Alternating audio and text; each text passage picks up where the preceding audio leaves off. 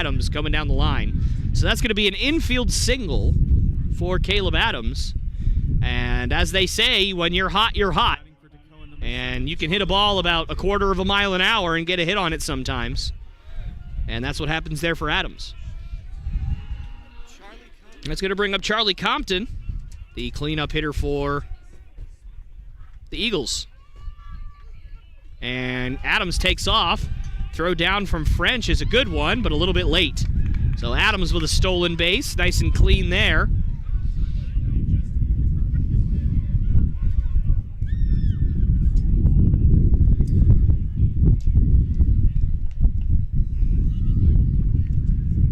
So a good opportunity for Compton here to drive in the first run of the game and kind of repeat what the Eagles did in the last game. They jumped out to a 1-0 start, and that one's in there for a called strike.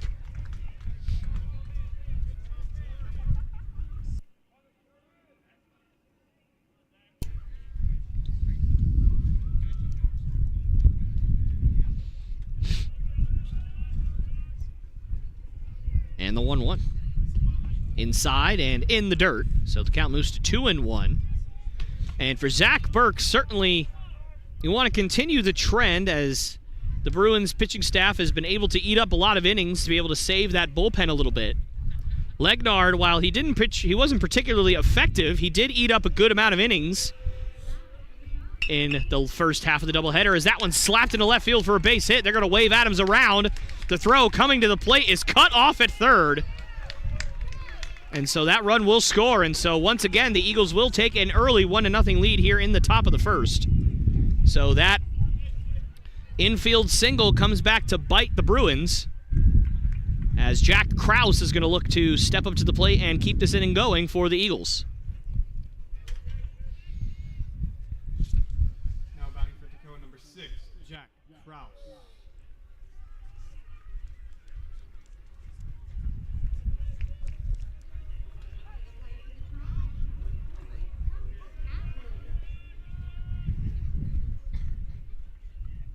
And runner takes off, and a great throw by French, but just late again, and the ball's on the ground anyway. So another stolen base this time for Charlie Compton. So 2 stolen bases for the Eagles here in the first inning, and they're looking to basically just play small ball here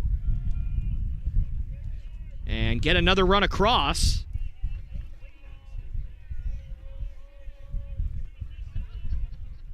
And that one's in the dirt. So the count moves to 2-0 now on Jack Krause.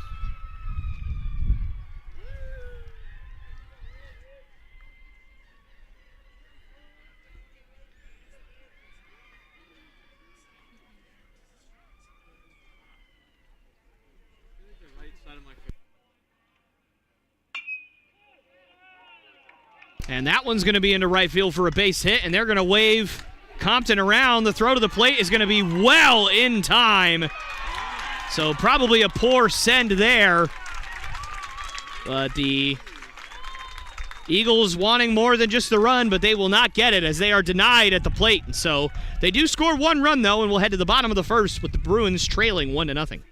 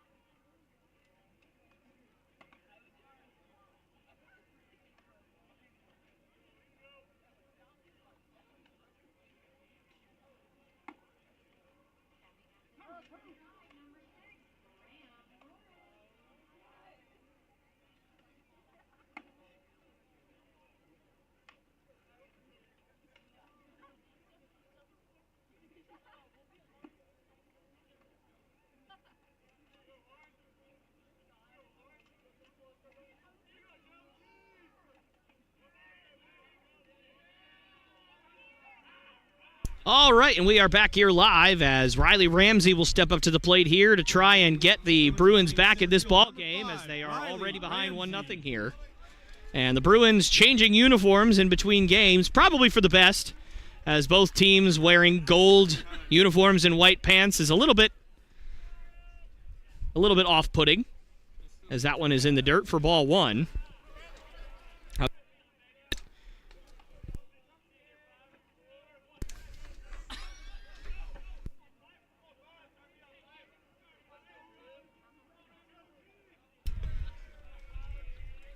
And that one is in there for a called strike.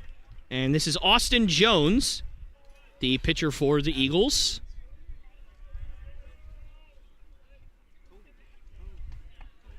And that one is also in there for a called strike. Ramsey being a little bit patient here, looking to get his pitch. And the 1-2 from Jones, outside for ball two.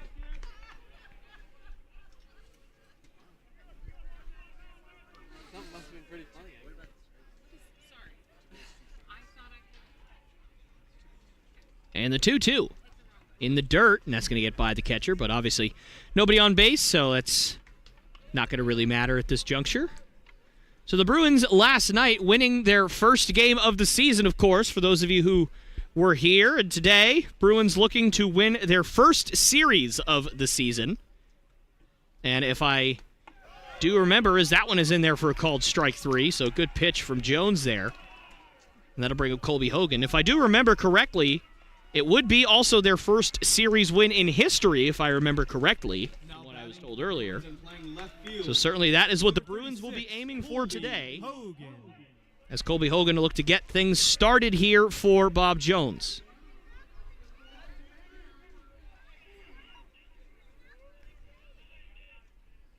And that one's upstairs for ball one.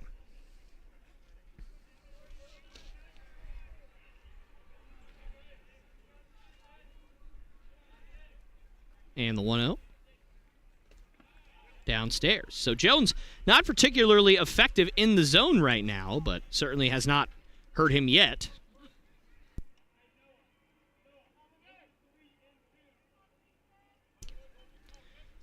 All right, I'd like to thank all of you on Facebook for joining us. We do apologize for a little bit of a delay there, some technical difficulties, as that one is ripped into right field, and that's going to drop for a base hit. So Colby Hogan will get aboard with a single here, and that is going to bring up Conley Burke. So for those of you who did not see the opening of this game, the Eagles did score a run in the top of the first. An infield single by Caleb Adams, followed by a stolen base, followed by a single from Charlie Compton. And then another single by Jack Krause, but Charlie Compton was thrown out at home plate. So that's what you missed in the top half of this inning. And then in this one, Riley Ramsey struck out to open the ball game, but then Colby Hogan with a single, which I believe was the first thing that you guys would have seen. But just in case, that is what happened. Now, obviously, Conley Burke up to bat here in a 1-0 count in a 1-0 game. And that one's bunted down the first base line, and that's a good bunt, but that's just going to leak foul. So a good idea there from Burke. Try and catch the defense off balance, but did not work out for him there. So the count's going to move to 1-1, and we all know the drill. Ones are wild, so enjoy it while it lasts, because it only lasts one pitch.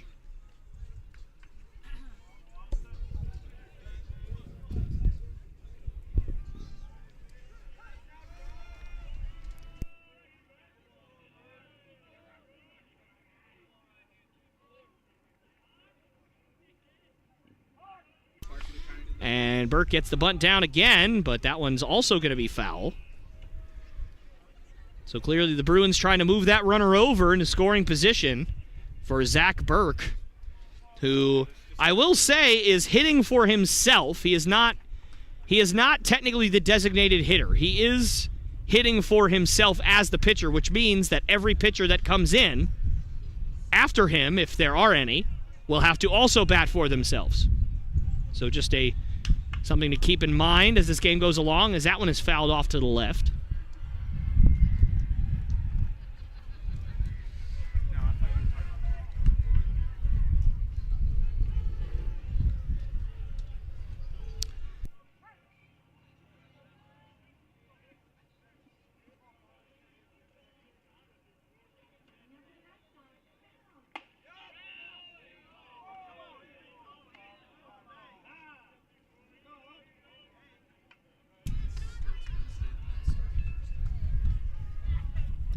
Conley Burke here in a 2-2 count. The runner on first and one out in the bottom of the first. And that one swung on and ripped into right field. That's going to drop for a base hit. Back-to-back singles go the Bruins. And they've got something cooking here in the first, and that'll bring up Zach Burke, the pitcher, and obviously the cleanup hitter for the Bruins today. Johnny alluded earlier to his hot start to the season and how potent his bat has become so far this season. So we will see what Coach will attempt to do here with Zach Burke. Of course, the Bruins already down 1-0 here, so a run would be very huge for them to swing the momentum of this game back in their favor.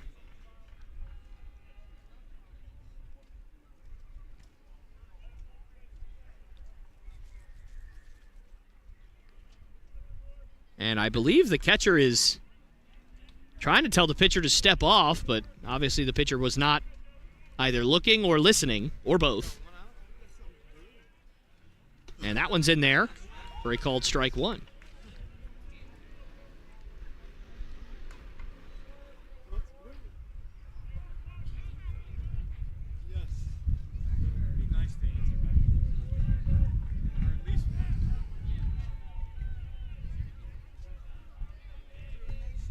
And the 0-1 to Burke.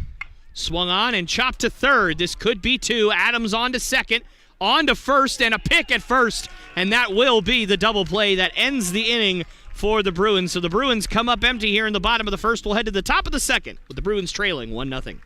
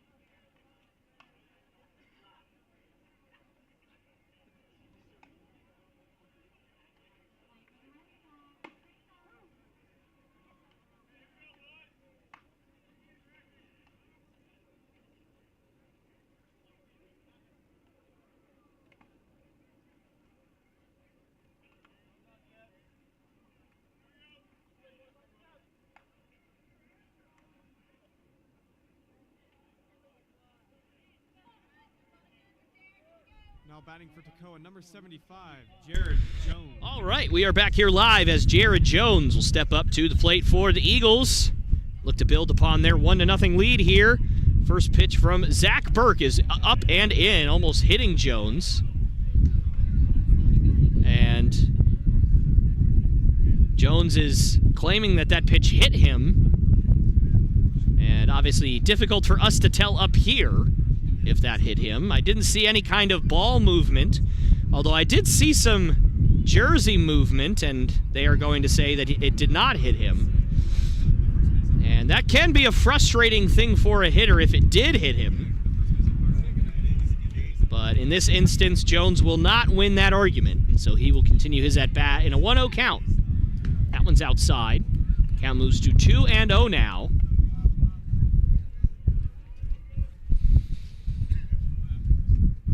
Jared Jones came up in the top of the 9th inning in Friday's game, as that one's ripped down the line foul, and delivered a first pitch single into right field, hoping to get the rally started in the 9th for the Eagles yesterday, as they were down 2-1, but ultimately the Bruins did prevail, for those of you who missed it, winning their first game of the season.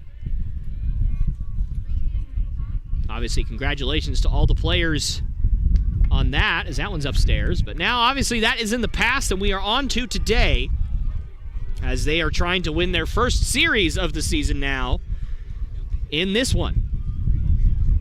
The 3-1 misses, so the hit batsman kind of fiasco ultimately doesn't mean anything, as he takes his base anyway. So that's going to bring up Eli Vasquez-Garcia. Eli Vasquez-Garcia. As Eagles leadoff man on base in this inning. And Jones takes off, and the throw down from French is wide right. Might have had a chance there had that throw been on line. That is the 3rd stolen base already in this one. So obviously the Eagles wanting to take advantage of the backup catcher being in there. Whether that's right, wrong, or indifferent, it seems to be the plan right now, and it has worked so far, as they are 3 for 3 on stolen bases. The 1-0 swung on, chopped up the middle, as Conley Burke fields and fires on to first base for out number 1. The runner does move up from 2nd to 3rd. Good read by Jones there. Balls like that could be a little bit tough to read, but generally, as a base runner, when you're on second base, you're taught if that ball is to your left, you should advance to 3rd, or at least do your best to advance to 3rd. Obviously, ground balls to shortstop can be kind of in between, but obviously that one was enough up the middle. That was a pretty easy read for Jones to advance to 3rd base on that play. It's going to bring up Hunter Martin, who was behind the plate in the last game and is also behind the plate in this one. So pulling double duty today as the catcher. Certainly never an easy task, but luckily, like I said, it is a fairly breezy, cool day today. Not super cool, not like last night, as that one gets by the catcher, and that goes all the way up the wall. I don't think I've ever seen that before. That's pretty interesting, but nonetheless, that does mean that Jones will score, so the lead now doubles to 2-0 for the Eagles. Well, anyways, back to what I was saying about catching. Certainly never a easy thing to do, no matter the weather, when you are catching both ends of a doubleheader. It's obviously very tough on your knees and your ankles. And that one is inside, and kind of poetically, I was about to say, and also, you kind of get beaten up back there with all the balls that are in the dirt. You might go home covered in bruises, and Hunter Martin might go home with some bruises after getting hit with the pitch there. And the Bruins have really struggled with hitting batters so far today. It's probably 5 or 6 at this point, including last game, that they have hit.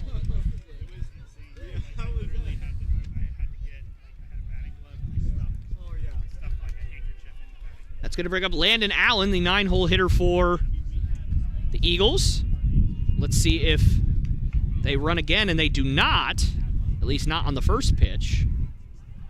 But that is strike 1 to Landon Allen. Now batting for Toccoa, number 9, Landon Allen.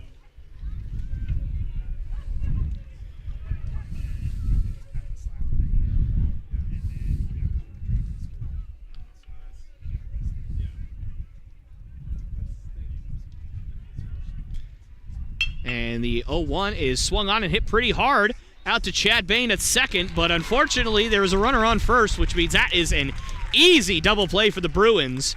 So the Eagles do strike for another here in the top of the second. So we'll head to the bottom half with the Bruins trailing 2-0.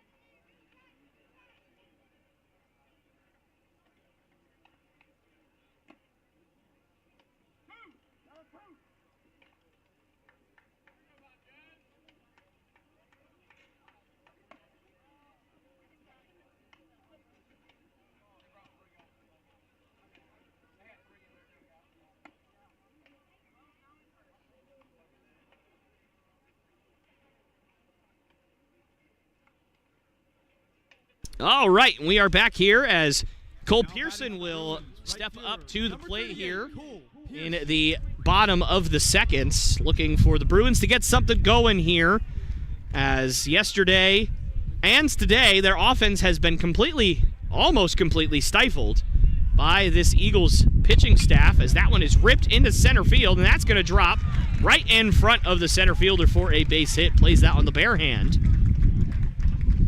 And you can really only do that confidently when the outfield has pure hops. I know that our old field, our hops were not pure. We had no idea where those things were going.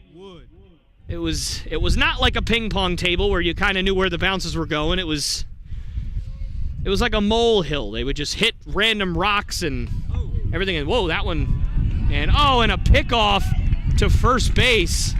And unfortunately, I think Pearson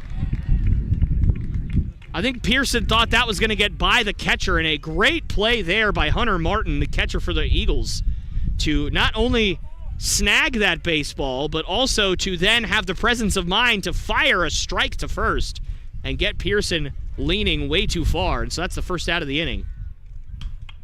And that one is ripped over towards our fans, and luckily that seems to have hit the back of a chair and not the back of a person's head or something like that. But anyways, yeah, our old field, it was, sometimes a single would be, into left field, and the ball would just hop right to you. It'd be nice. And then sometimes it would hit the ground, and somehow, by a miracle of lack of physics, it would pick up speed at about 190 miles an hour just right past you. And then sometimes it would hit something and hop up like 13 feet in the air, and you just have to wait for it to come down. So you just really, and sometimes it hopped left, sometimes it hopped right, you just never knew where it was going. So you can really only play a ball like that on the bare hand when you have pure hops, and that's one of the great things about Conestee Park, is we know that the city takes care of it, and we know that the legacy of this field is obviously a great one. And that one is hit over toward the Eagles' dugout. Some of the guys had to jump out of the way of that one.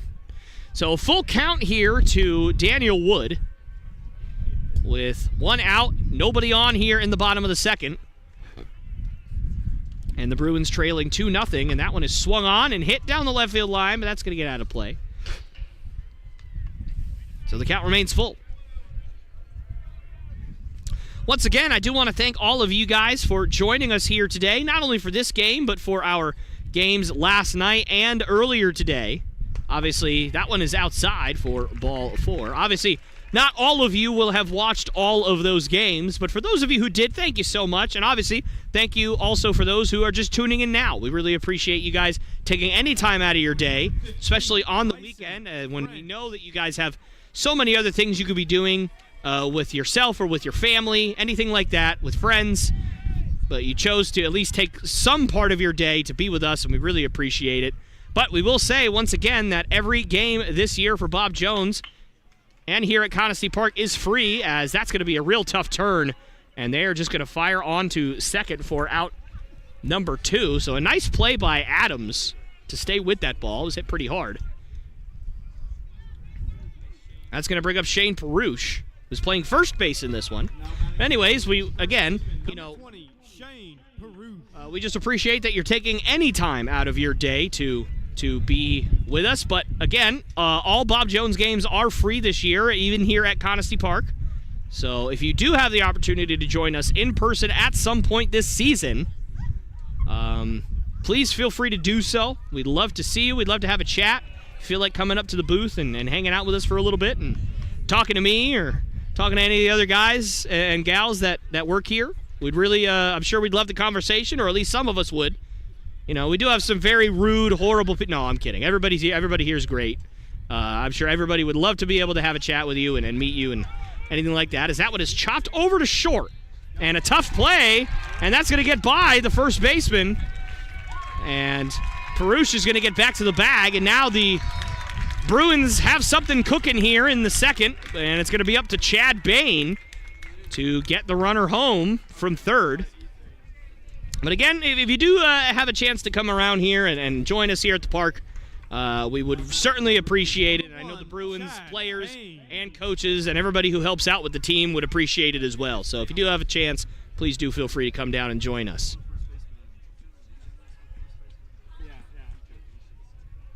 It looked like it wasn't that terrible.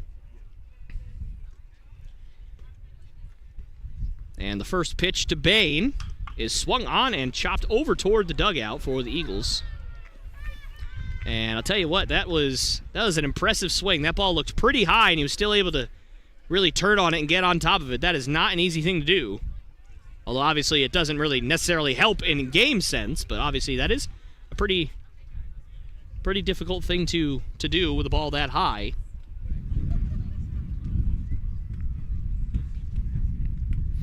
And it appears that somebody on the Eagles was hit by that ball, as the trainer will head over there and check on somebody. And hopefully everybody is okay over there.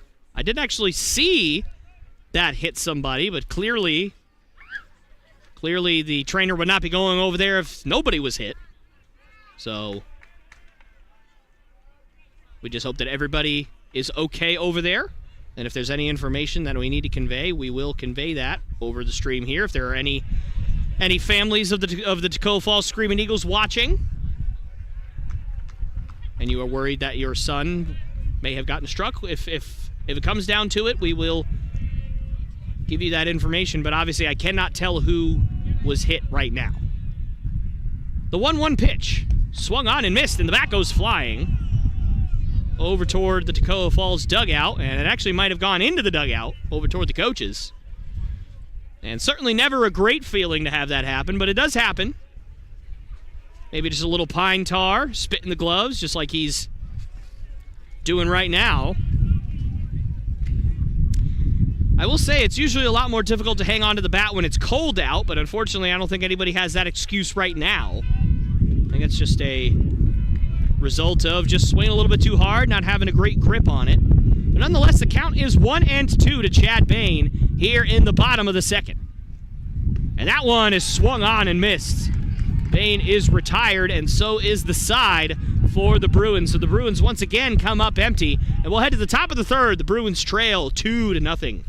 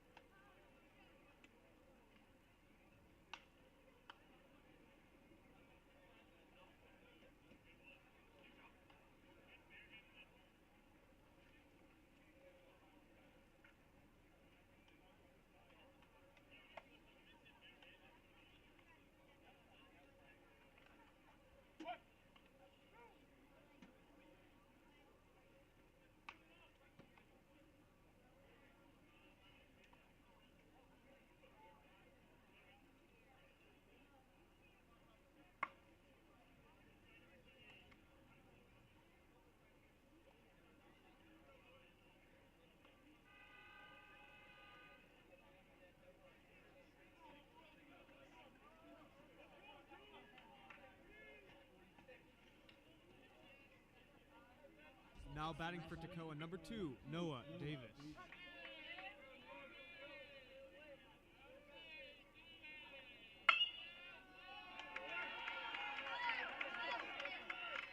All right, and we are back here, and I didn't even get a chance to put on my headset. And that one is already into left field, and that's going to be a double for Noah Davis. So once again, the Eagles already threatening here in the third. They've put up a run in each of the first 2 innings, and they are trending towards putting up another one here in this inning, as Chathan Cloutre will bat here again. And I hope I am pronouncing that correctly. If there are, like I said earlier, any Eagles fans that are watching right now, and if I am mispronouncing that, I will say it might be a little too late at this point. We have been saying Cloutre for 2 days now. So I do apologize if I am getting that wrong, but if I am getting that wrong, I would like to know so that I can get it right. You know, I don't want to intentionally say the wrong name here or anything like that. We don't want to be Starbucks. We don't want to do that and just get the names wrong all the time. And that one's in the dirt. So the count moves to 1-1 here. By the way, no offense to Starbucks or anything like that. I don't drink coffee, but apparently they have good coffee over there. So good for them.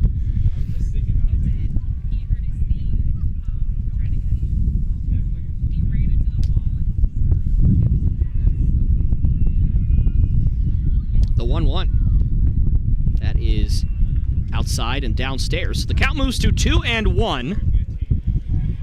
And the wind's picking up just a little bit here at Conestee Park.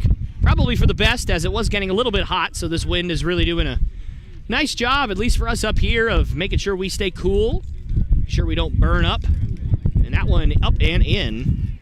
Cloutre had to get out of the way there. Count moves to a good hitter's count in 3-1, excuse me.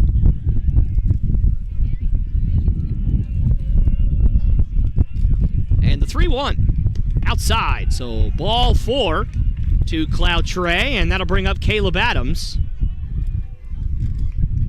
And it appears the trainer has exited the dugout, so I assume that means that the job has been taken care of and whoever was struck by the ball is okay. So that's certainly a good sign, as obviously he was only over there for a few minutes. Maybe somebody just got hit, maybe needed a Band-Aid or some wrap, something like that. Maybe some ice. So that one is absolutely punished into left field, but it's going to hang up just long enough for Colby Hogan to get underneath and to make the catch for out number 1. And that ball off the bat looked like it was really going to be trouble, but it hung up just long enough, like I said, for Colby Hogan to track it down. That's going to bring up Charlie Compton, who will look to, at the very least, advance that runner over to third.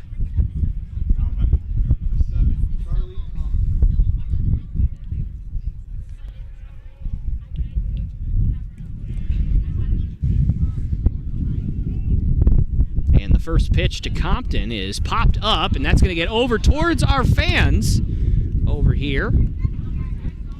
And that is retrieved by a nice young fan. Hopefully he will give that ball back at some point, and it appears that he's going to go do that right now, so good for him. Count is 0-1. And the runner takes off, and man, he had a fantastic jump, and that one, he is out. And you could see that the runner really disagrees with that one. And I am going to have to take his side here. I definitely think he got in there.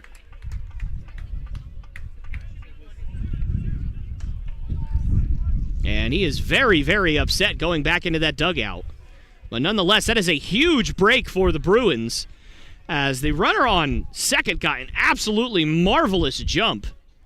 I mean, he was halfway to 2/3 of the way there before Burke even started his delivery. He got a great jump, so he was going to be safe all the way. And Cloutre, a little bit slow, kind of getting a start. Obviously, he probably didn't know that the runner was going. seemed like the runner just got his own good jump there. So he did not get there, but it did look like he still beat the throw, to me anyway. But nonetheless, he is out. So the count sits at 1-2 now to Compton. Swung on and hit out to shallow left field. Colby Hogan and Conley Burke going after it, and that is just foul. So good break there for the Bruins as that one landed probably about a foot foul. So Compton not able to steer that one fair. That was going to be a tough play for either Hogan or Burke to make, as that one's right in that kind of no man's land where, you know, the third baseman, shortstop, and left fielder all have to run a real long ways to go get it. But luckily it did land just foul. Another 1-2. Just outside for ball 2. Count is 2-2 in a 2-0 game and 2 outs here in the top of the third.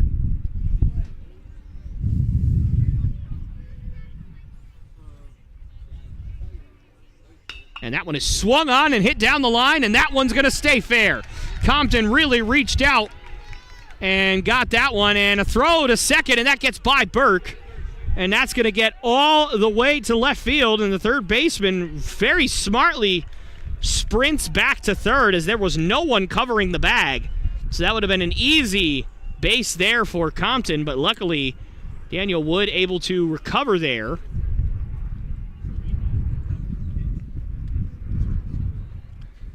And so that is an RBI double for Charlie Compton. And so in each of the first 3 innings, the Eagles have put up 1 run, and they are looking for more here as Jack Krause will step up to the plate now and again look to continue this inning for the Eagles.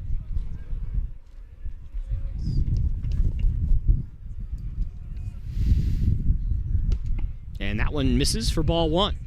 So Zach Burke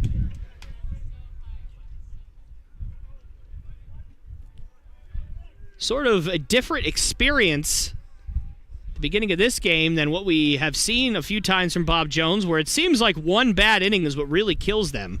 It's been several times that I've called games, and I've been here where, 10 runs in an inning, 8 runs in an inning, 13 runs in an inning. And even last game, I feel like they pitched fairly well, but the Eagles had 1 or 2 really huge innings where they scored a ton of runs. And that was pretty much it. But in this one, it is 1 run every inning. It's kind of a slow bleed so far for the Bruins defense. And that one is chopped in the hole. Going to be a tough play for Burke. And he got a glove on it, but he couldn't secure it. And that would have been a tough play anyway. So I wouldn't be surprised if that's going to be listed as an infield single regardless. As I don't think that even with Burke's great arm out there that he would have really had a chance of getting the runner, as that was hit pretty slowly.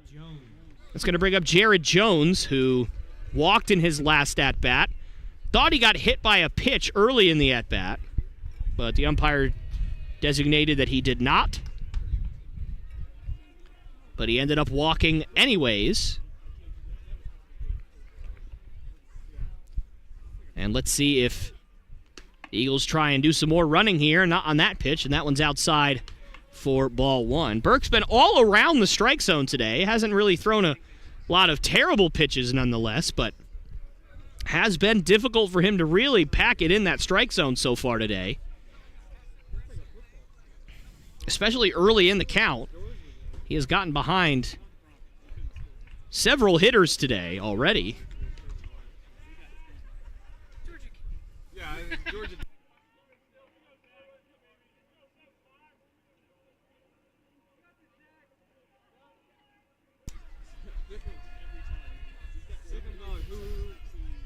And the 2-0 swung on and drilled out to center field. Ramsey heading back, and he won't make the catch for out number 3. So once again, for the 3rd straight inning, the Eagles strike for 1. And so we'll head to the bottom of the 3rd. The Bruins now trailing 3-0.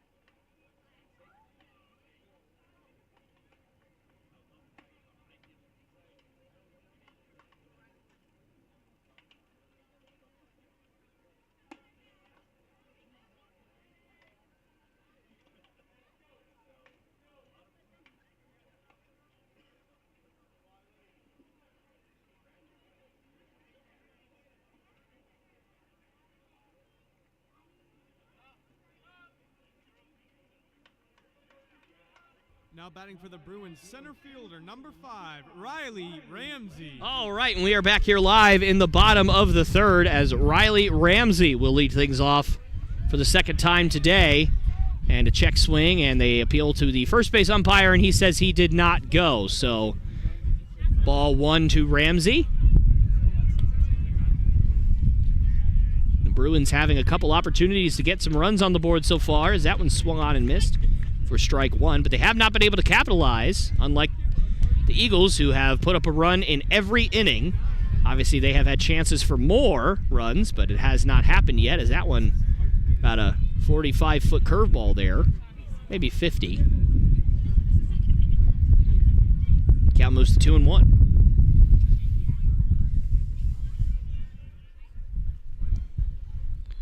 The 2-1 upstairs. Count moves to 3-1, and a good hitter's count for Ramsey. I know the Bruins would love to get the leadoff guy on here and try and get something going here in the third. There's obviously still plenty of game left. We do play 7 innings in doubleheaders, and that one's in there for a called strike, too. And Ramsey certainly did not believe that one was a strike, but he got the call. So the count moves full. But anyways, we do play 7 innings in these doubleheaders, so the game is nearing the halfway mark, but still plenty of time as that one is tapped up the middle. And a good play by the shortstop to retire Ramsey for out number 1. That's going to bring up Colby Hogan. A little bit of lefty-on-lefty action here, as obviously that is a disadvantage most of the time for left-handed pitching, or excuse me, for left-handed hitters, I should say. Sorry about that. The ball obviously moves a different way, and right when I say that, Colby Hogan says it's not a disadvantage for me and slaps that into center field for a base hit. He's 2 for 2 today. So, Colby Hogan bucking that trend so far. The only left-handed hitter that I can remember in the last bunch of years that was actually better at hitting left-handed hitters statistically than better at hitting left-handed pitchers than right-handed pitchers is Kyle Seager, who just recently announced his retirement. And that one is slapped, wow, right back up the middle, right back where it came from. And Austin Jones having to cover up his face, try and not get hit by that one. And that is always a terrifying sight when you're pitching and you see a ball hit incredibly hard back at you. That is never a fun time. I will say I pitched for 13 years, and I never was hit in the upper body or face with a line drive coming back to the mound. Thank God for that, of course. However, I have been struck several times in the knees and the ankles and the legs, and those are always painful. But certainly in that scenario, when you just kind of have to put your glove up to your face and hope and pray that you don't get all your teeth knocked out by a 100-mile-an-hour liner, I mean, that's never a fun time, never a good sight for a pitcher. And what's scary is that you barely even have time to react most of the time. It's just a split-second instinctual decision that your body has to make almost without thinking. And that one is ripped down the right field line, and that's going to drop and get to the wall. Zach Burke delivers, and they're going to wave Colby Hogan around. Let's see if they wave Burke. They are going to wave Burke, and the throw to the plate is in so much time. So a great relay out there by the first baseman and the right fielder for the Eagles, as Conley Burke was out by probably a third of the baseline there. So, going to question that send a little bit there, but nonetheless, Zach Burke coming through with a big extra base hit, and what I do believe is the first extra base hit of the day for the Bruins. If not, it's probably the second one. I don't remember if that's the case, but nonetheless, they have been hard to come by. That's the point. So, a big extra base hit for Zach Burke and for the Bruins, and that's going to bring up Cole Pearson, who will look to get Burke home and cut even further into this lead. And that one is tapped into the hole, but Caleb Adams will back up and make the catch. But the Bruins do strike for 1 in the inning, and so we'll head to the top of the fourth. The Bruins still trailing 3-1.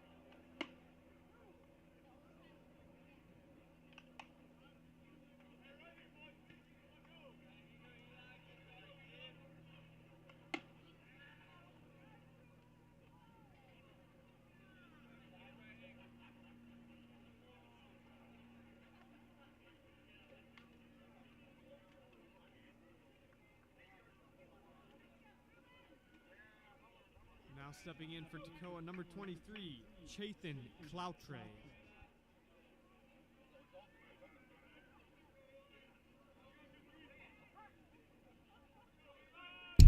All right. We are back here live as Eli Vasquez Garcia will take his place at the plate here against Zach Burke, who will basically at this juncture just look to put up a 0 here, as he has failed to do so in each of his first 3 innings, but a good start there as Conley Burke will fire on to first for out number 1. So a good start there for Burke, only the second time he's retired the leadoff hitter in an inning so far today. And that's going to bring up Hunter Martin, the catcher for the Eagles. Now up for Toccoa, catcher, number 25, Hunter Martin. Hunter Martin, as I mentioned earlier, catching now both ends of this doubleheader. And I used to catch myself. Not actually. I used to also be a catcher. I didn't used to pitch and then run behind home plate and catch myself. That's not what I meant. I meant I used to also be a catcher back when I was 14 through 16. That was about when I caught the most, maybe a little younger also. And I remember having to catch doubleheaders, and luckily I only had to do it a few times since I didn't catch very often. I only really caught for my travel ball team when our actual catcher wouldn't show up. I would have to catch 7 or 8 games in 2 days, and man, I'll tell you, as difficult as pitching is, I don't think there's anything as difficult as having to catch that many games that could in that short amount of time in 100-degree Florida heat in July. I do not envy anybody having to do that. But even in weather like this, catching back-to-back days, especially in seasons as long as you have in college, where, you know, Toccoa Falls will probably be playing 45 to 50 games, maybe even more, of course, barring any rainouts or anything like that. You know, that's a lot of catching to do in a day because you're worn out. And that one swung on and fouled off. Count moves full now. It is just very, very tough. That is the point. So props to him for getting his body prepared to take that kind of abuse. And that one is swung on and tapped over to third base, and he fires, and Perush cannot dig that one out. So that will be an error on Daniel Wood, who has had, admittedly, a rough couple of games at third base. Made a few errors yesterday. And it has just been a tough weekend for him with the glove. Usually very sure-handed over there, and it's just been a tough couple days. It's going to bring up Landon Allen, so runner on first and 1 out.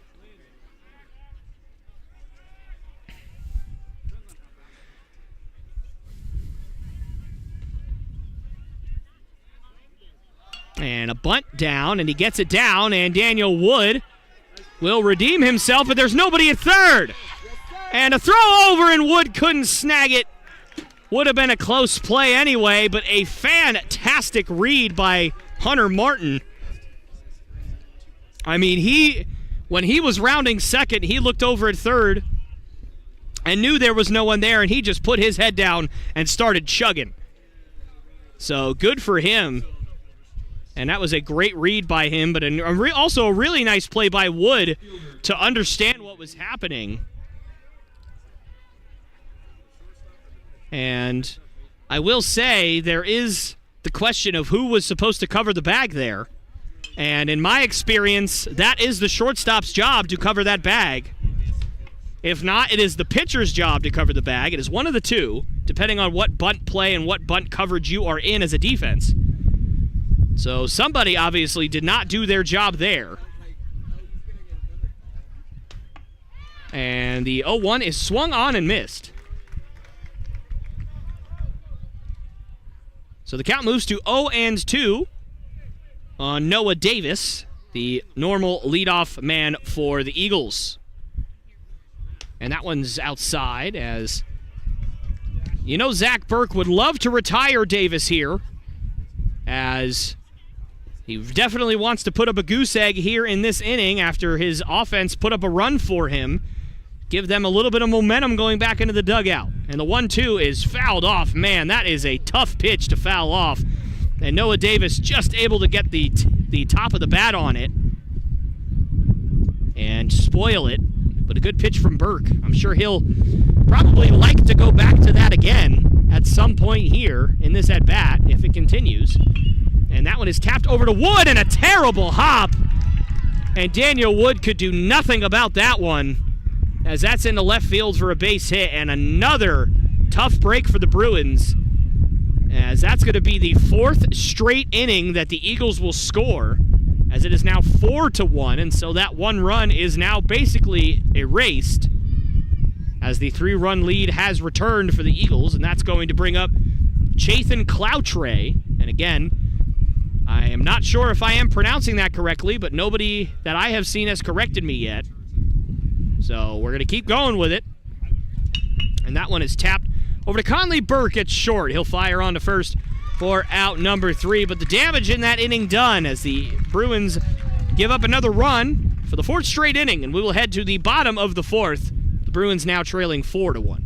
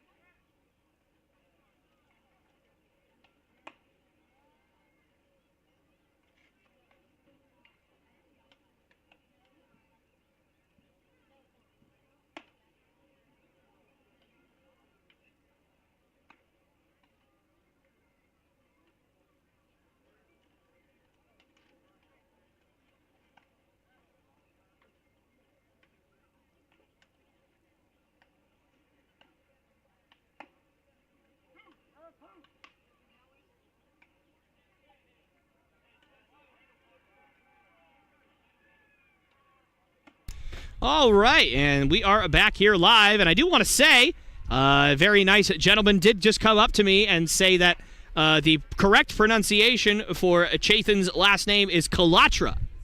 So his name is Chathan Kalatra. I assume that that is a family member of Mr. Kalatra. So do want to apologize if any of the family of Mr. Kalatra has been watching. I did not mean to mispronounce his name. I am doing the best that I can. So I will get that right for the rest of the broadcast. You can be assured of that. So nonetheless, back here in the top of, or excuse me, the bottom of the 4th, and that's going to bring up Daniel Wood, as Austin Jones in his 4th inning of work now, as both teams' starters really doing a good job of eating up innings today, as that one's lifted out to left field. That's going to get way out of play and into the stands. So the count moves to 1-1.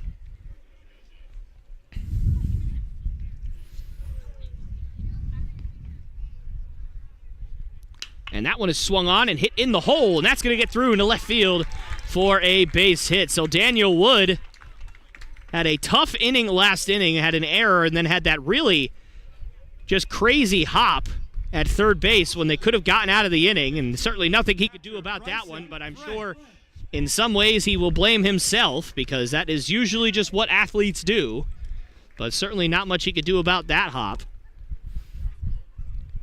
But nonetheless, he's able to not take that stuff to the plate and lead off this inning with a base hit, which I'll tell you this, that is not an easy thing to do. I know we always say you got to have a short memory, you got to this, you got to that, but in a game that's this close, when that happens to you, it is very difficult to not take that to your next at-bat, especially when you are leading off the next inning. But Daniel Wood does a great job putting that aside and getting out there and doing his job, which is all you can ask.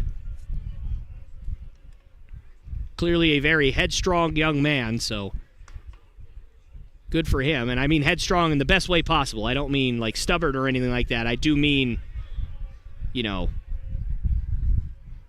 headstrong and confident and able to just continue on regardless of difficulty, as that one is popped high in the air and playable behind the first base line, and Jones will back up and make the catch for out number 1. So Bryson French is retired.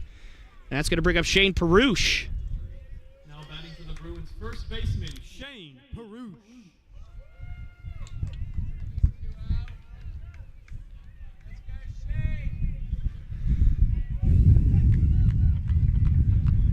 Shane Perush reached on an error in his last at-bat. And that one misses for ball one.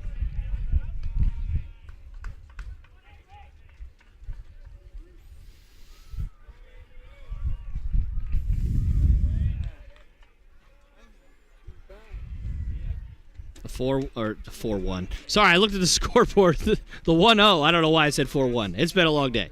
The 4-1. Yeah, that's a baseball count, right? Good.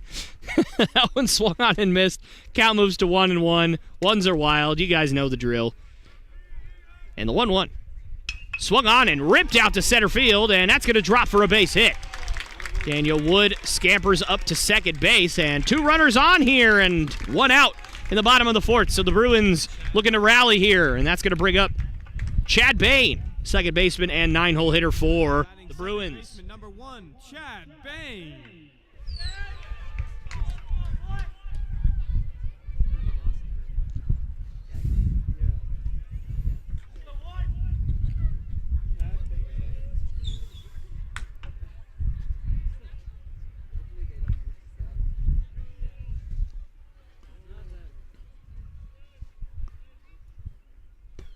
And that one misses for ball 1. So Chad Bain in a big spot here, as at the very least he will be tasked of passing on the baton to the top of the Bruins lineup here as Riley Ramsey awaits on deck.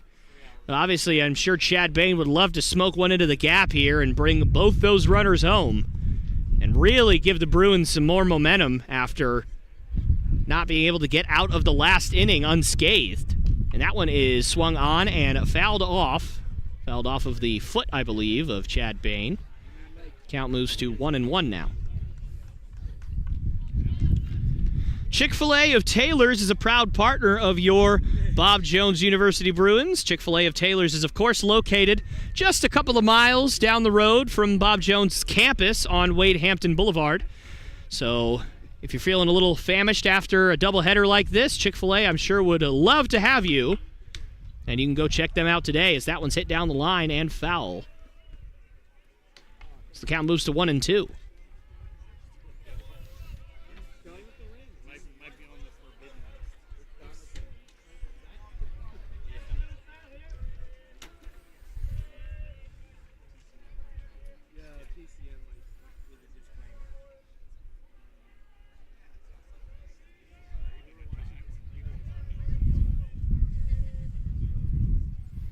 And the 1-2 swung on and missed. And Chad Bain is retired on strikes for the second out of the inning. And that's going to bring up Riley Ramsey.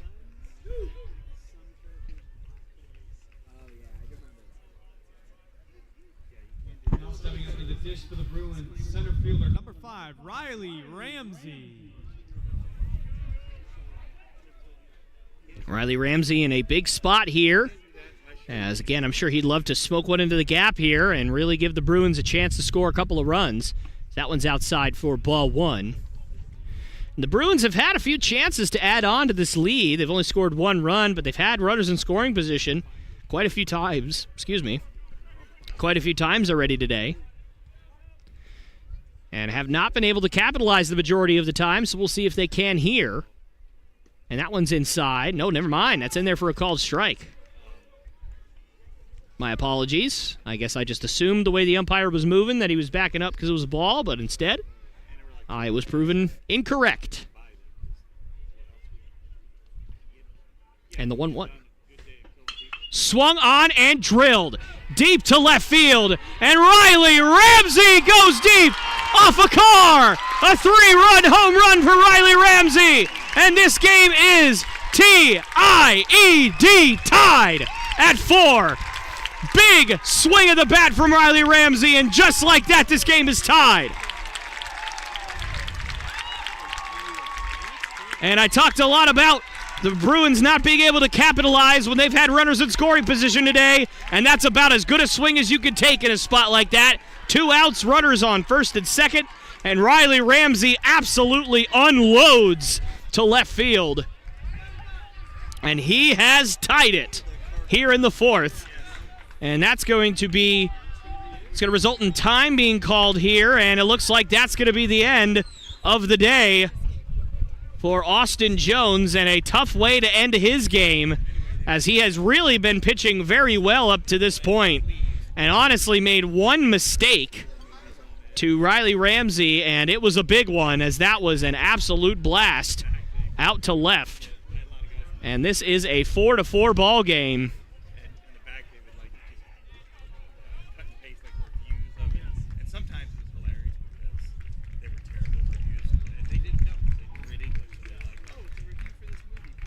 So there will be a pitching change, and we will be right back with all that information in just a moment.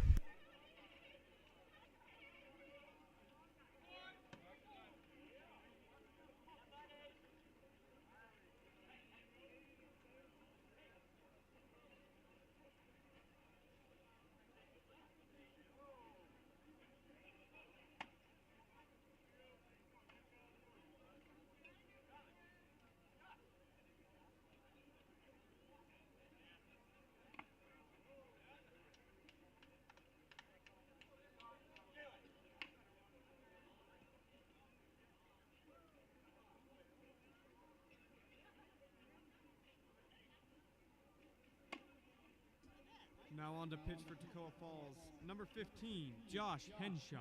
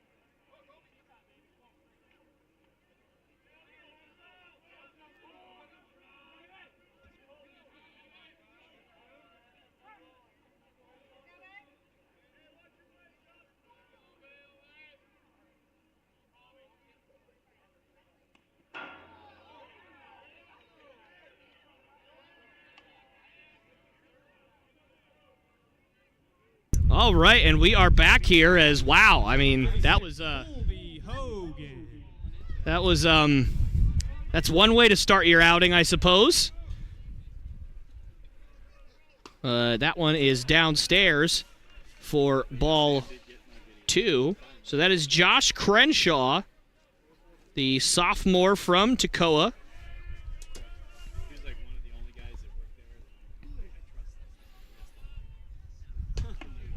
And the 2-0 misses.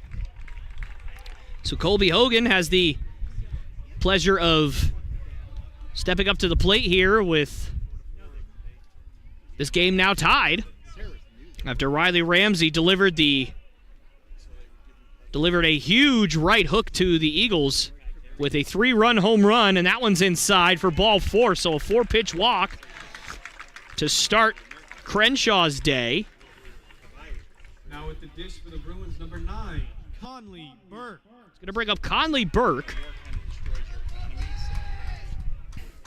And obviously the middle of the order up now for the Bruins, as I'm sure they would love to restart this inning and take the lead for the first time today. And that one gets by the catcher. And that's going to allow Colby Hogan to advance to second. So now a runner in scoring position as Hunter Martin couldn't track that one down behind the plate.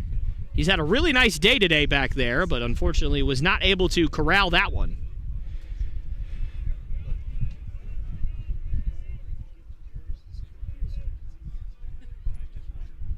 And the 1-0. in there for a called strike. And that's the first strike thrown by Crenshaw so far. Excuse me, Henshaw. I've been saying Crenshaw the last couple times. I apologize. Henshaw, my apologies. Trying to do it without looking here. I really should know better. And the 1-1 is swung on and fouled off, so Henshaw back-to-back strikes after throwing first 5 pitches for a ball in his outing. And so far, nobody else warming up for the Eagles, so I'm guessing this is Henshaw's inning to get out of. And he may even be tasked with next inning should he get out of this one promptly. And a great jump by Caleb Adams, and he just easily swipes third. We've seen that a couple of times today, and that's what happens when you're a pitcher and you don't mix up your looks. For the base runners can time it, get that pace of how you're going to throw and when you're going to start your delivery and take off. And the 2-2 is a curveball in there for a called strike 3, and Conley Burke not able to pull the trigger on that one, but the damage has been done for the Eagles, and the Bruins strike for 3 on a big 3-run home run by Riley Ramsey. And now this game is tied as we head to the top of the 5th, 4-4.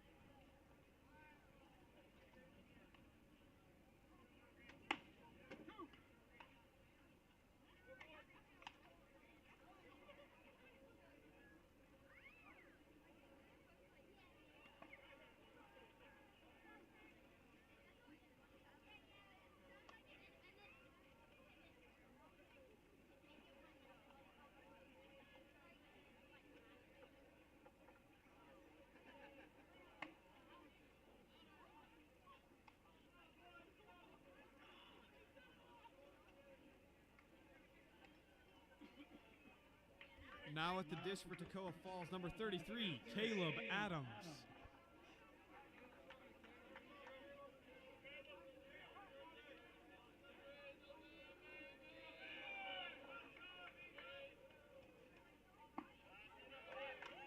All right, and we are back here live as Zach Burke will once again toe the mound here in the 5th. 4 innings of work. He has given up a run in each of the first 4 innings. So he is hoping to stop that trend here. That one is absolutely smoked down the line, and that's not a good start for those hopes as Caleb Adams will chug and head into second. And so a leadoff double here does not spell good things in this inning for the Bruins.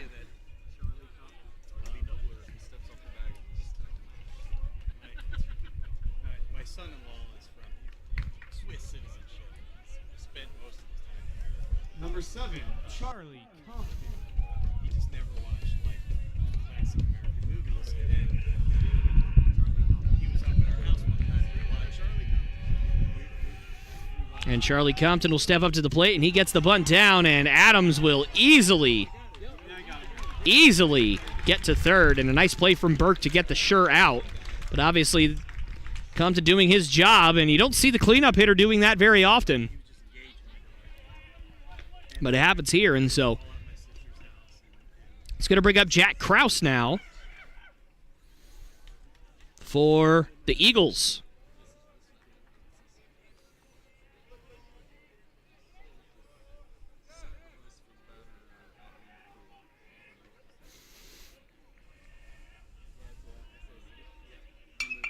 And that one is driven down the right field line, but that's going to get well out of play for strike 1. As Zach Burke would absolutely love to put up a 0 here, as again, his offense came through for him. And as a pitcher, you're always taught that if your offense puts up a crooked number, meaning anything other than 1 in an inning, then you are supposed to respond with a 0, and that one is tapped up the middle. And unfortunately, that is going to score the run, but Burke will fire on to first for out number 2. But the run again does score, and so the lead once again has evaporated. And for the 5th consecutive inning, the Eagles score 1 run, and so it is now 5-4. I said, and you know, people's memories.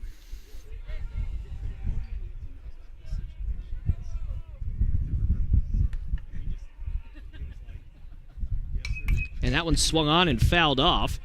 It's still, to this day, when Now batting Jared Jones stepping up to the plate here.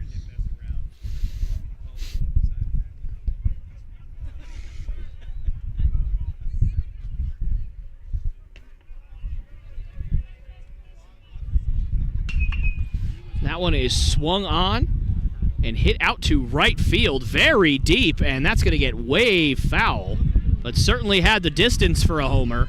I honestly saw it off the bat, and then I lost it in the sun, or in the sky anyway. So I couldn't even really, I was just basically reading the right fielder as to say, where the heck is this ball right now? But that one did end up well foul, so the count now moves to 0-2. And the 0-2. Outside for ball 1.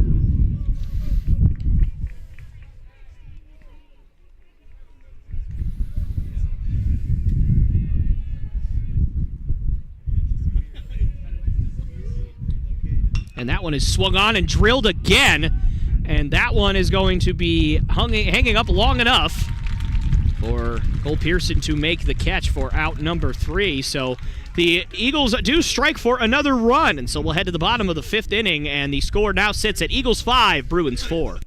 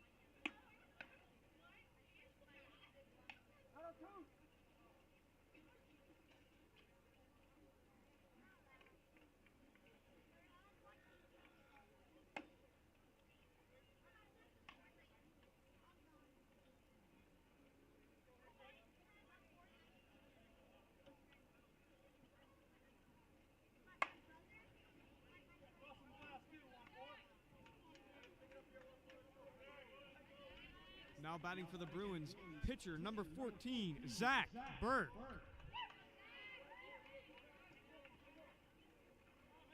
All right, and we are back here live as Zach Burke will take to the plate here and look to lead things off here for the Bruins as they trail 5-4 here in the bottom of the 5th inning. It's been an interesting game so far.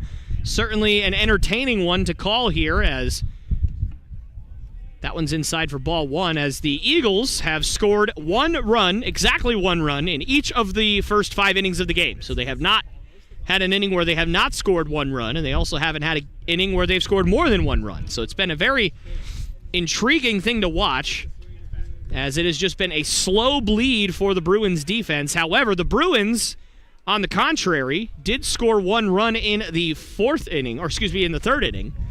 And then Riley Ramsey comes up to bat with 2 outs in the bottom of the 4th and hits a 3-run home run out into left field. And that one's in there for a called strike. Count moves 2-1. So the Bruins scoring most of their runs on 1 swing of the bat. And now we sit here in the bottom of the 5th inning in a 5-4 ball game. That one's outside. Good hitters count for Burke. who has been one of the, if not the best hitters for the Bruins this season so far. The 3-1 swung on and drilled out to right center. And that may split the gap, and Burke is going to hold at first, so that is going to be just a single. But another very hard-hit ball from Zach Burke, and he really has just put this offense on his back to open up this season. And that's going to bring up Cole Pearson. Playing right field in this one.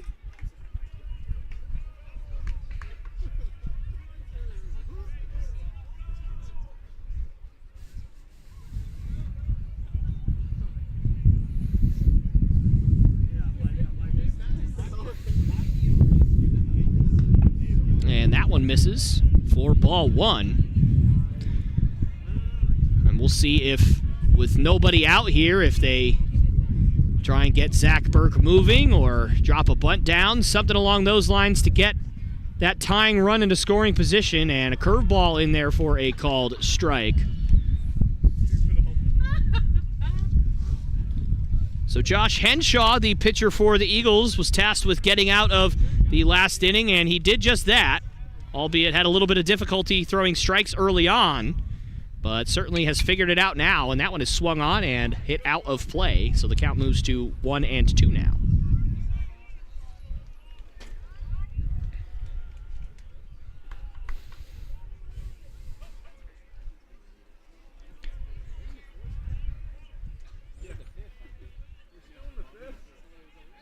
And that one swung on and fouled off straight back towards our fans.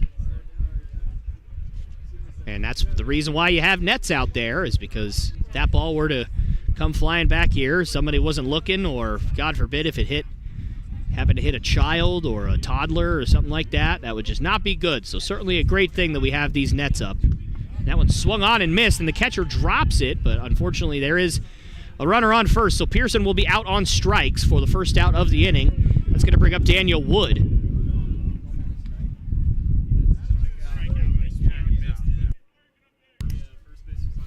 Now batting number 29, Daniel Wood. So Henshaw looking to get out of this inning without any damage done on the scoreboard for the Eagles. And Burke will take off, and a hit-and-run call there, and, well, it somewhat did the job there, as Wood will bounce out to the pitcher, but the runner does advance to second. So now with 2 outs and a runner on second, that is going to bring up Bryson French behind the dish in this second half of the doubleheader. Daniel Barcina obviously caught the first half and also caught last night, so he's getting this game off from catching today.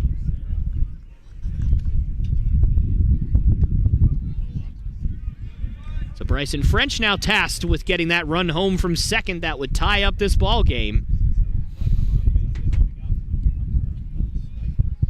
And the first pitch to him is outside, and that gets by the catcher. So Zach Burke will easily advance. So now a single will certainly score Zach Burke from third.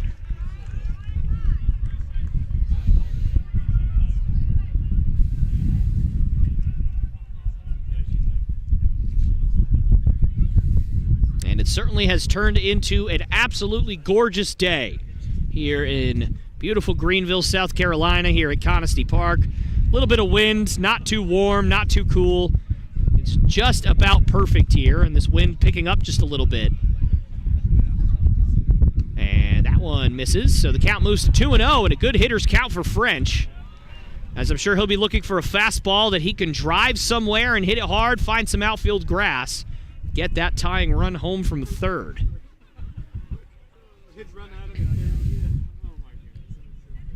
And the 2-0 is in there for a called strike. French not looking for the pitch in that location.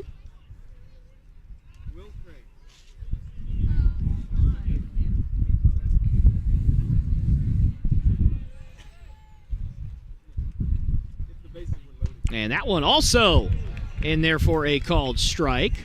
So now 2-2 as French has to protect here. And now, if you are Henshaw, you have pretty much your whole arsenal to use on this pitch.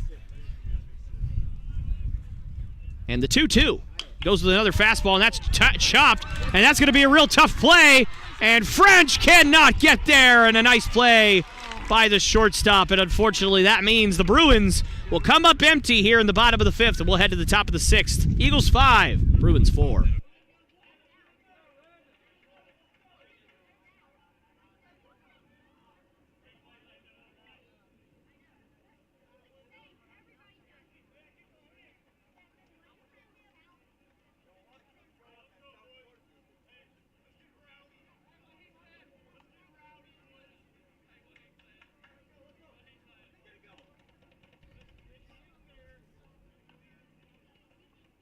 With southern roots and a southwest flavor, Barbaritos is founded on freshness.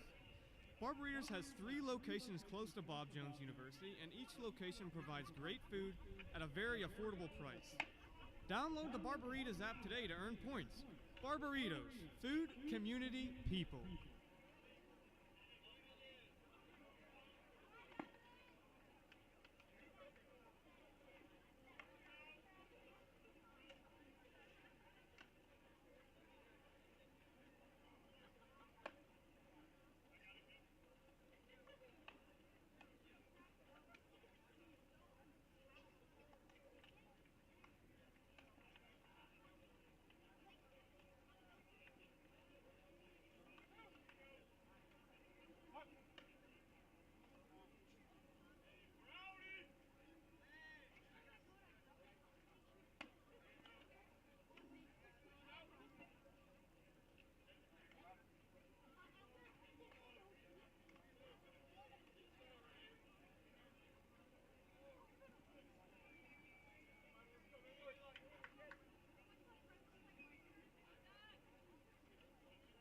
Now batting for Toccoa, number 23, Eli Vasquez Garcia.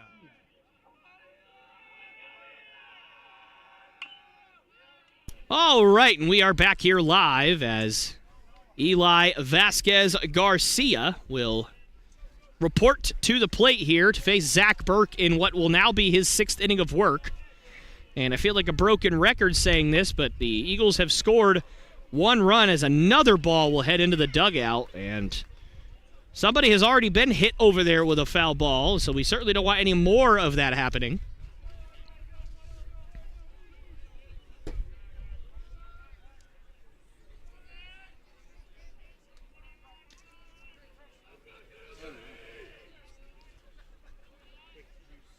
And that one is swung on and hit out to Chad Bain, who fields it and fires to first for out number 1. So a good start to the inning for Zach Burke as, again, I sound like a broken record, but the Eagles have scored a single run in every inning so far, and if the Bruins want any chance in this game, they're going to have to stop that bleeding, as it has literally just been a game of 1,000 paper cuts for the Bruins. There has not been that inning that's really killed them. It's just been some small ball, a couple of timely hits for the Eagles, and that has really been the difference in this one. It's just been death by 1,000 paper cuts for the Bruins so far. And that one is outside. 4-1.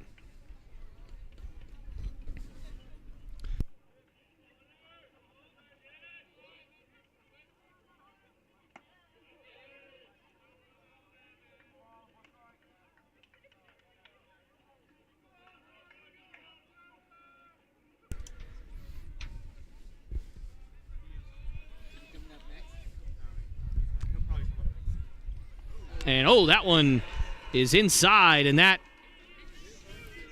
hits the batter here. So Hunter Martin will take his base, and that's going to bring up Landon Allen. And once again, Zach Burke going to have to get himself out of trouble here. Obviously, this one's not as bad as we have seen in this game. Certainly no reason to panic as of yet, but I'm sure that the Eagles will be running here, as they have been doing pretty much all series, and they're not running on this pitch. That one's in there for a called strike.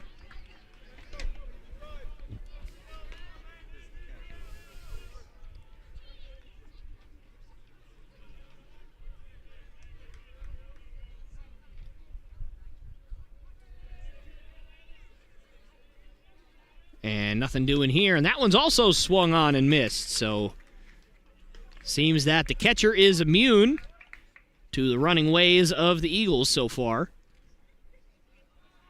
And Zach Burke certainly has not let that affect him in this at-bat as he's up 0-2 here.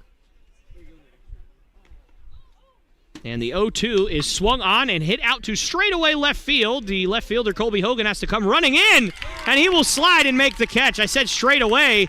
He was playing fairly deep, so it surprised me how much he had to run in. I didn't realize he was playing that far back. But that is a nice running play, and the Bruins are just 1 out away from getting out of this, but they got to get through the top of the lineup as Noah Davis waiting to greet them here in the 6th. Almost said the 5th, the 6th.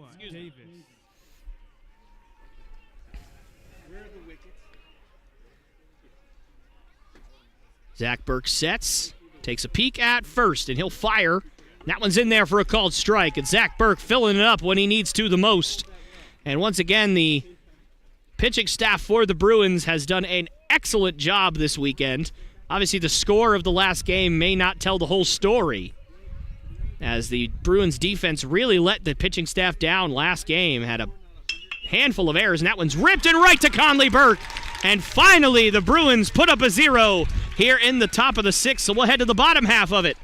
And the score sits at Eagles 5, Bruins 4.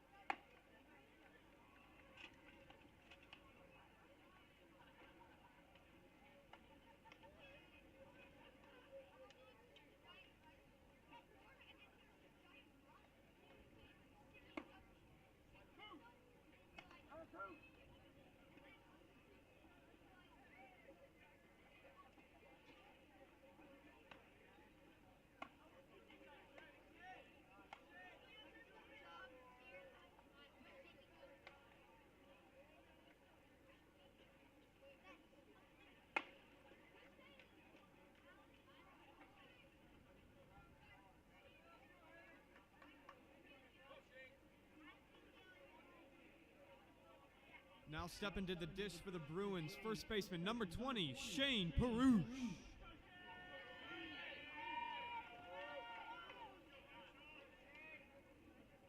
All right, we are back here live as Shane Perouche will step up to the plate here in a big spot for the Bruins as they're down 1 here in the bottom of the 6th. Running out of chances are the Bruins, as obviously 7-inning games here in doubleheaders, as that one misses for ball 1, means that they only have now 2 opportunities to, at the very least, tie this game. And Zach Burke able to do his job in the top half of the inning and put up a 0 so that the offense has a chance to tie it here. Obviously, that if he did give up a run, that doesn't mean that they don't have a chance to tie it, but it's obviously a much better chance to tie it when you only have to put up 1 run to do it. As in a game like baseball, you could certainly luck your way into a run. And you enjoyed it, right?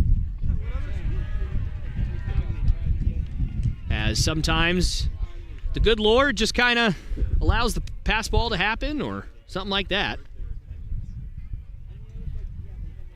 Ball takes a tough hop past the catcher, or a blooper just kind of drops somewhere in the outfield, and that's that.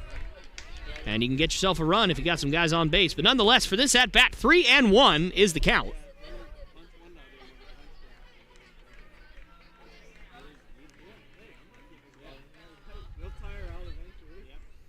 And the 3-1 is outside, and Shane Perouche does his job of getting on base. And that's going to bring up Chad Bain, and certainly the Bruins definitely need this bottom of the lineup to come through here for them and set up the top of the lineup. And obviously the big story of this game, Riley Ramsey with a 3-run home run back in the 4th. And I'm sure he'd love to do that again.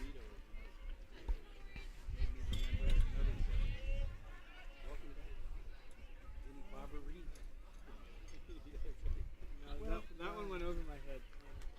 Well, it was like John Travolta's first, like, he played this cool kid. There was a group of, like, hoodlums in school, and they were all failing, and he was, like, the lead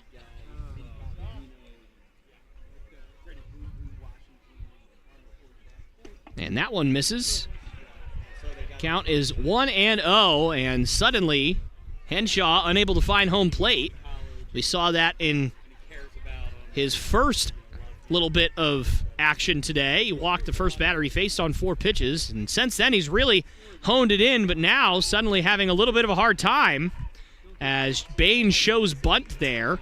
But now with a 2-0 count, I would be surprised if he continues to try and show bunt here with Henshaw not able to find home plate. I would just let Henshaw throw himself into a walk here, or at least make him prove that he can throw strikes again. And he's proving that he is not able to right now, as that one's also upstairs for a ball. And certainly the Bruins would take back-to-back walks to open up the bottom of the 6th, as that just makes, especially with your 8-9 guys up and walking, that'll really set the table for the top of your order. And the 3-0. And again, he shows bunt, and he actually drops it on 3-0. And that may prove to be a bad decision, as almost a double play. And I honestly can't believe that he put that one down, as that was the first strike that Henshaw's thrown, I think, all inning, maybe the second one, but nonetheless, I definitely would not have bunted that even if it was a strike. But nonetheless, that's why I'm up here in the booth and they are out there. I certainly am not on the field. So that's going to bring up Riley Ramsey, as that one's outside, and I'm sure that they're going to be very careful with what they throw him here, as his 3-run home run in the 4th inning has kept the Bruins alive in this one, in an otherwise lifeless offense over the last 2 days. And that one is checked and fouled off by Ramsey, and ones are wild here in the 6th.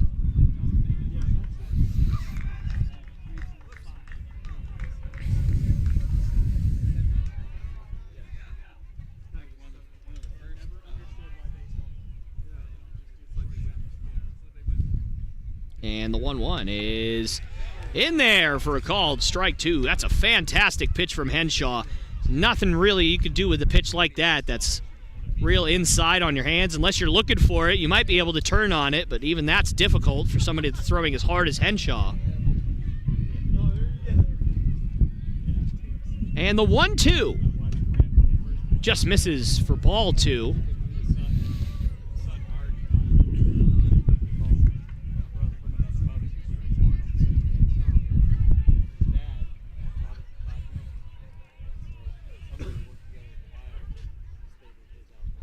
And the 2-2. Swing and a miss. That's a great curveball from Henshaw. And Riley Ramsey goes down on strikes. And so now with 2 outs here in the bottom of the 6th, that's going to bring up Colby Hogan. And I know he would love to pass the baton on to Conley Burke and then hopefully eventually to Zach Burke, as those two have been your hotter hitters in the lineup. Other than, of course, Riley Ramsey. And the first pitch is inside for ball 1.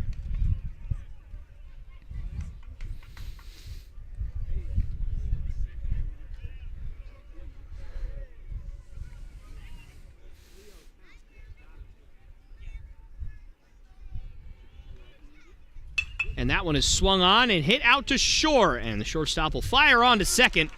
And with that, the Bruins are retired here in the 6th. And they come up empty, and we'll head to the top of the 7th. Bruins still trailing 5-4.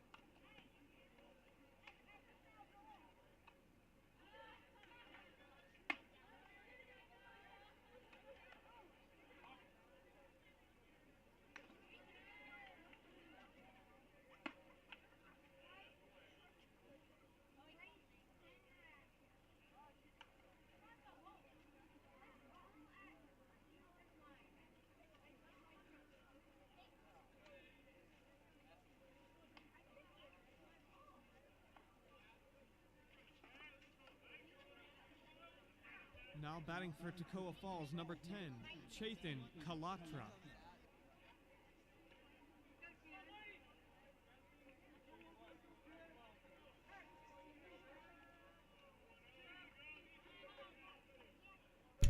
All right, we are back here live as Zach Burke still out there for the Bruins. He has certainly done a great job today as the pitching has really stepped up this weekend. Pretty much the whole series. Obviously, the score of the first game wouldn't tell you that, but they were really let down by their defense, as that one is in there for a called strike 2. As Bruins certainly can use this weekend, regardless of if they win this game or not, as a real building block for future series this year. And that one just misses. Good pitch from Burke, but that's outside for ball 1. As certainly we have seen the Bruins have to go to the very, very back end of their bullpen. And that one is swung on and hit down the line and foul. As their pitching staff has been taxed several times throughout the season. They've had to go through a lot of pitchers in a game. Starters haven't been able to last very long in certain outings, but this weekend has been a completely different story as that one is ripped and caught by Daniel Wood for out number 1. And the Eagles, much like last night, getting late in this ball game, they're hitting some balls hard, but unfortunately has pretty much been right to the Bruins. And obviously that hasn't happened every time, but it has happened quite a bit. That's going to bring up Caleb Adams,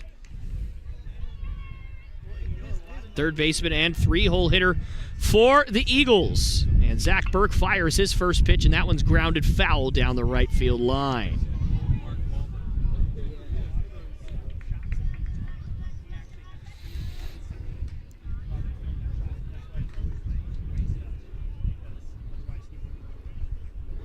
And the 0-1 outside for ball 1. So Zach Burke finally able to put up a 0 in the last inning, and certainly that's not a testament to his pitching ability or how he's pitched in this particular game. It's just he hasn't gotten the breaks that he's needed. A couple of times his defense has let him down again in this one, but circumstances just basically said that he was going to give up exactly 1 run in every inning, but luckily in the 6th, he was able to stop that from happening. And looking to do that again here, and that one just misses. Count moves to 3-1, and against a good hitter like Adams, that is not a count you want to be in as a pitcher. But luckily, there is nobody on base, so the worst thing that could happen is, of course, a solo homer. We'll see what happens here, the 3-1. That one is outside and in the dirt for ball 4, so Adams will take his base. That'll bring up Charlie Compton.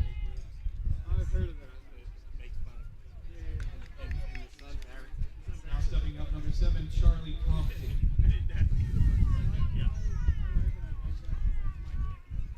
Well, you know, I grew up there in that time, so they talk about things that I remember. And the first pitch to Compton is swung on and drilled, and that's going to split the gap, and that's going to be trouble. Caleb Adams is most certainly going to be waved around. He will score with ease, and the Eagles have opened up this one just a little bit, as it is now a 6-4 ball game as Charlie Compton comes through with a big double here with 1 out in the 7th. And the Bruins have somebody warming up in the pen right now. I don't think they're nearly ready to come in yet. But obviously Zach Burke on a limited clock here. But he has certainly pitched well enough in this one. But I'm sure he'd love to be able to get out of this inning to give his offense a chance in the 7th to come back. He's got to get through Jack Krause first. 1 out here in the top of the 7th. 6-4 Eagles lead over the Bruins. First pitch to Krause is in there for a called strike 1.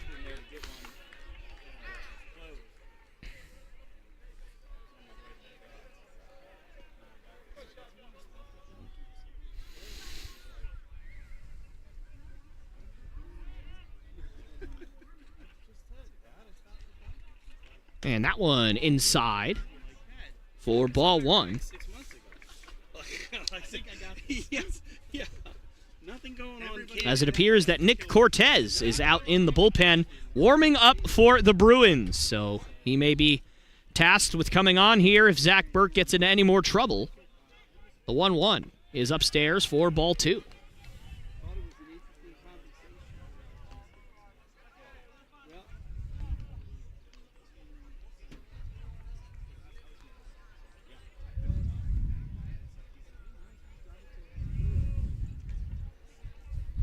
And that one inside, so another 3-1 count here from Zach Burke.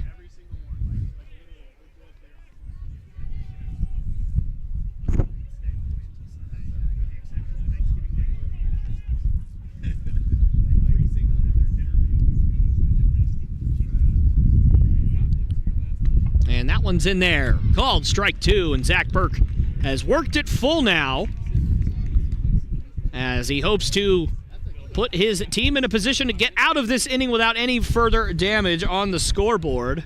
That will be easier said than done, as the Eagles have been relentless today, and that one's inside, so he will not be able to finish that at bat. As Kraus wins the battle, but nonetheless, not the worst outcome for the Bruins, as now the double play is in effect, or at least the force out is in effect, I should say. That's going to bring up the first baseman, Jared Jones, for the Eagles. As Zach Burke will look to wiggle his way out of this dangerous situation. And that one misses. So Burke having a hard time finding the zone here. Certainly fatigue must be playing a factor at this point. He has certainly been out there for quite a while. And it is only natural for you to get tired the longer you're out there. And, man, he is all around the plate, and he just cannot seem to get a call here.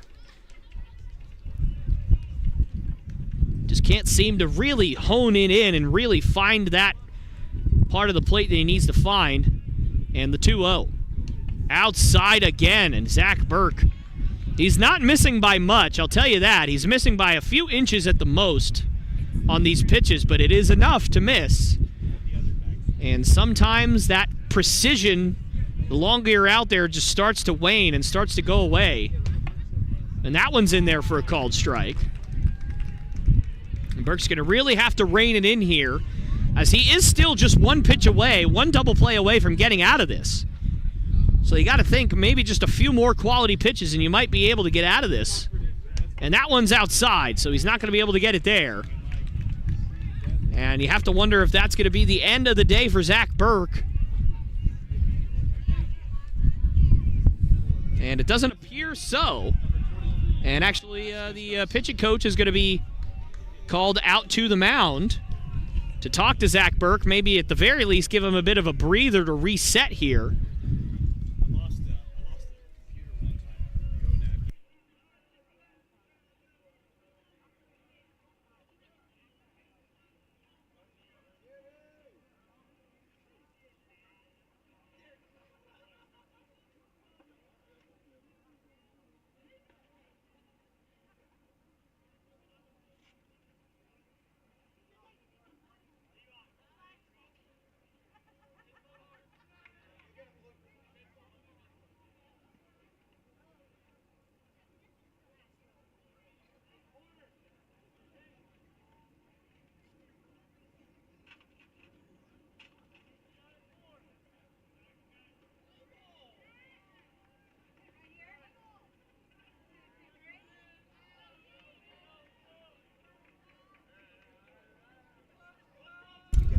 All right, so Zach Burke will remain in the game, so we'll see if that is something that the Bruins come back to be haunted by, but that one's in there for a called strike, so that's a good start for Burke.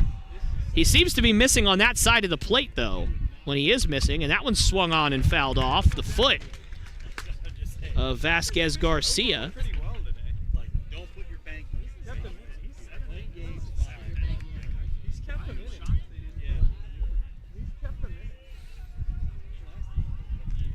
And the 0-2 to Vasquez Garcia is outside, and a nice stop from French. Good 0-2 pitch, though. Count moves to 1-2, and certainly the Bruins cannot afford another walk here, as every other run that scores just makes it so much more difficult for them to come back in this one. And the 1-2, that one's in the dirt. Another nice stop from French.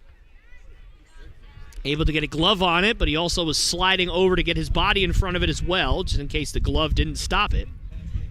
So a nice job from him there. And the 2-2. Swung on and hit out to shallow left. And that's going to hang up long enough for Colby Hogan to get underneath it, and that gets away, and they're going to try and score. Perouche fires home, but it's too late. And that poor throw is going to come back to haunt the Bruins, and their defense just has really let them down today when the pitching has stepped up and gotten the job done, at least most of the time. Obviously, it's not all on the defense. Of course, pitchers have to make the pitches and execute, but unfortunately, that is Zach Burke doing his job and not getting rewarded for it right there. So the score is now 7-4. Runners on first and second, 2 down. And that, wow, that's up and in. As that seemed to get away from Burke there. Count moves to 1-0.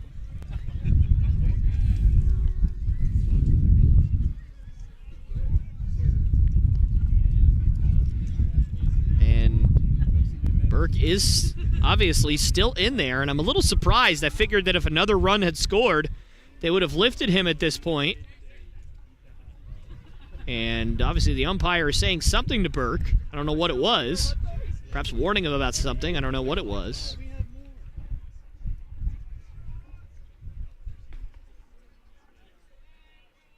And the 1-0. Inside, and that hits him. And Zach Burke is really missing on that right side of the plate right now. And he's missing arm side, and that's going to be it. Zach Burke not able to finish the game here, although he came very close. Had a chance to, but don't think you can in good conscience let him continue. But he has put forth a fantastic effort today, keeping the Bruins in the game. Obviously another one of those games where I think the amount of runs given up doesn't fully encompass how well Zach Burke pitched today. But Nick Cortez is going to come on and take over for Zach Burke, and we'll be right back here at Conestee Park.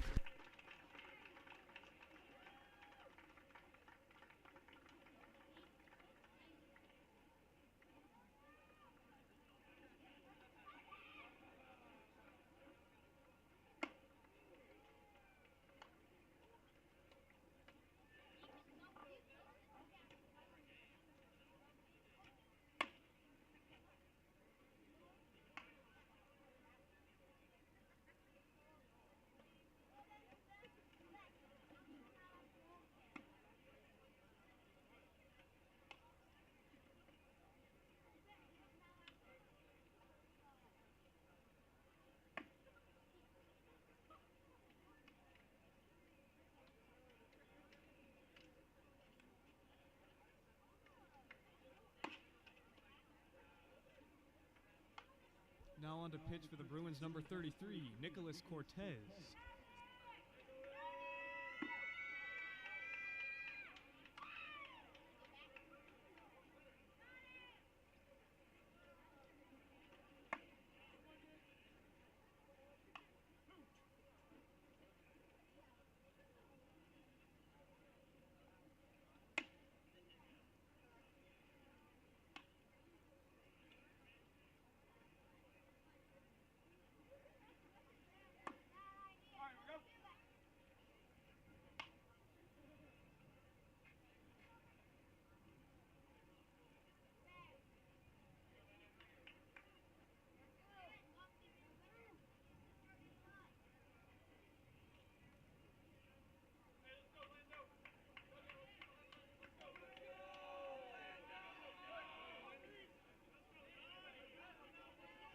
All right, so as previously stated, Nick Cortez on to try and finish this one out, as that one's in there for a called strike.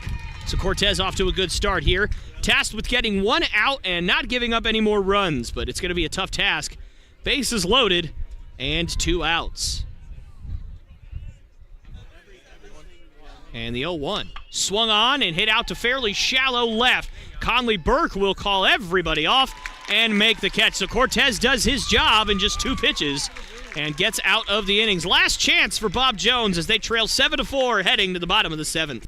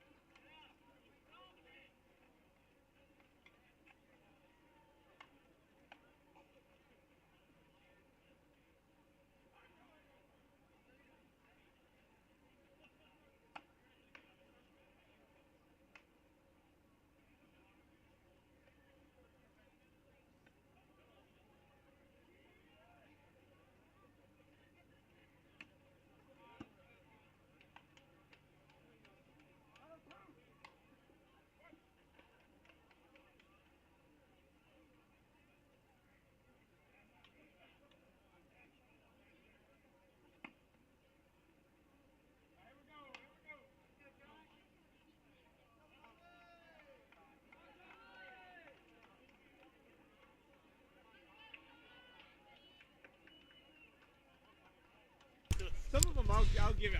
All right, and we are back here live as Conley Burke will lead things off in this inning. So the Bruins, middle of the order, 3-4-5, set to start this one as they are down by 3, and the last chance for the Bruins to come back in this one rests in the hands of Conley Burke, at least to start. And Henshaw still out there for the Eagles, although they do have another right-hander warming up in the pen in case Henshaw gets into any sort of trouble. The 0-1 misses. And you've seen a lot of off-speed pitches from Henshaw once he's gotten settled in this one, and I don't blame him. He's got certainly has a good hook. And if he can control it, that is a tough pitch to get good metal on. That one swung on and tapped over to third, and Caleb Adams fires a strike to first for out number 1. That's going to bring up Zach Burke. Pitcher, obviously, for the Bruins in this one. Did not have the best luck out there. Didn't have his best stuff at all times, but certainly pitched well enough to keep the Bruins in the game. And pretty much can't really ask much more of him than what he gave the Bruins today. Save for 1 out, he has pitched the entire game for the Bruins today.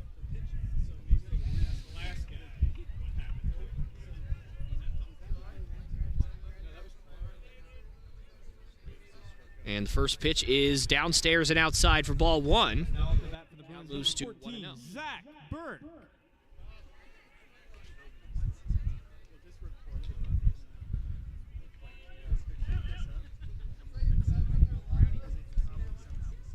And that one's in the dirt as well. So 2 straight curveballs to Zach Burke results in a 2-0 count here. So you know he's going to look to be aggressive here. He has really just solidified himself as arguably the best hitter in this lineup so far this year. And that one is hit up the middle, and that's going to be a tough play, and that's going to get through. So Zach Burke, not the hardest hit ball in the world, but it gets the job done. As he gets aboard, that's going to bring up Cole Pearson, whose task is now to continue to pass the baton. And what I mean by that is just no matter what happens, get the next guy up, whether it's a hit, whether it's a walk, whether it's a fielder's choice, whether it's an error, put the ball in play, or take your walk, whatever happens, make sure you pass the baton on to the next batter. That is Cole Pearson's job right now. When you're down by 3, you need base runners. That one's in the dirt for ball 1. So him meaning Henshaw.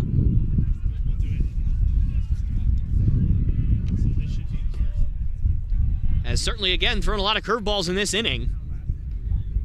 And thus far, it has not been super effective. And he continues to go back to that curveball. And he just continues to throw it in the dirt.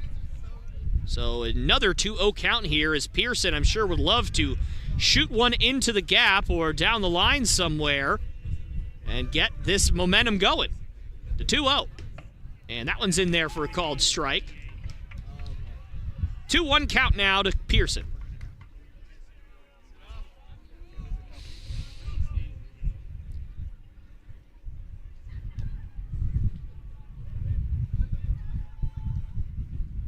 The 2-1.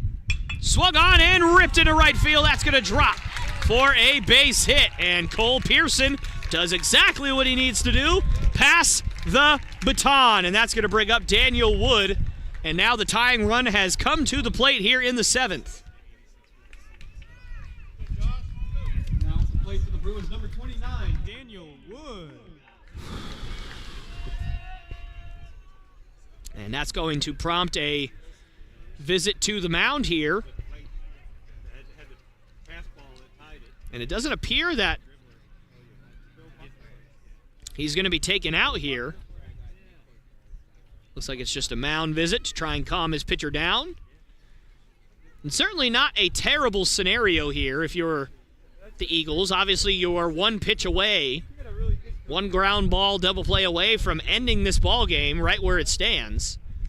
So it has not come time to panic yet. And obviously for Daniel Wood, you are one swing of the bat away from tying it, but that's a little bit much to ask. It's a lot easier to ask your pitcher to get a ground ball than it is to ask your batter to hit a home run, of course. So certainly no time to panic for the Eagles yet. So Henshaw will remain in the game and do his best to get Daniel Wood out of there as quickly as he can. First pitch to Wood. Another curveball in the dirt, and that has not worked the last 2 batters. Both batters, 2 curveballs in a row in the dirt, and then a fastball that was hit for a single. And it does not appear that Henshaw has learned his lesson. And clearly the Bruins just sitting on fastball, and finally fires a fastball in there for a strike.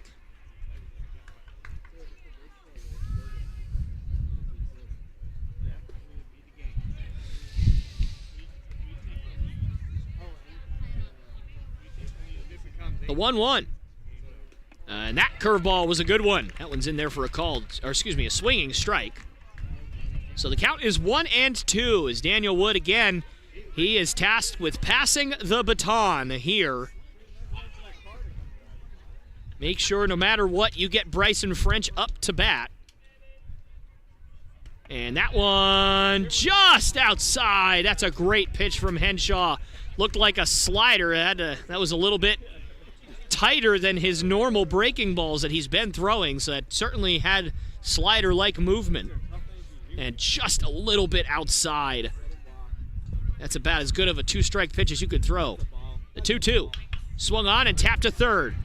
Tagged the bag, fires to first, and that is the double play that Henshaw needed, and that will do it here. And so the Bruins do ultimately fall 7-4 here to the Eagles, but I would say this is an overall win on the weekend as the Bruins do get their first victory yesterday and certainly prove that they can hang here on Saturday. Obviously, 2 losses is always going to sting, but I think the Bruins can walk away from this weekend with their head held high at how they performed this weekend. But I'd like to thank all of you watching on YouTube and on Facebook Live for joining us, not only today, but yesterday as well. Thank you so very much for taking time out of your day to join us here. And if you would like to be with us in person, our next game will be on Tuesday at 6 p.m. So this upcoming Tuesday in just a couple of days. So thank you again so much for letting me speak to you guys and call this game for you. It's been an absolute pleasure. But until next time, God bless and go Bruins.